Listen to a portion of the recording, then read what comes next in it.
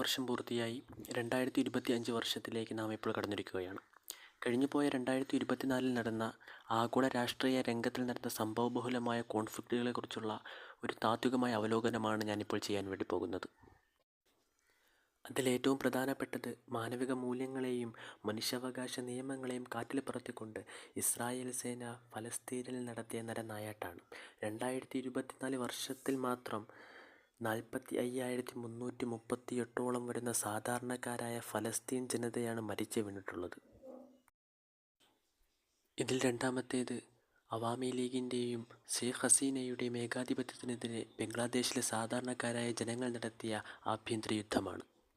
ഇതിൽ മൂന്നാമത്തേത് ബഷാറുൽ അസദിൻ്റെ നരനായാട്ടിനെതിരെ, ഏകാധിപത്യ ഭരണത്തിനെതിരെയും സിറിയയിലെ സാധാരണക്കാരായ ജനങ്ങളും ഹറക്കത്തെ തഹ്രീർ അശ്ശാം എന്ന സായുധ സംഘടനയും നടത്തിയ ആഭ്യന്തര യുദ്ധമാണ്.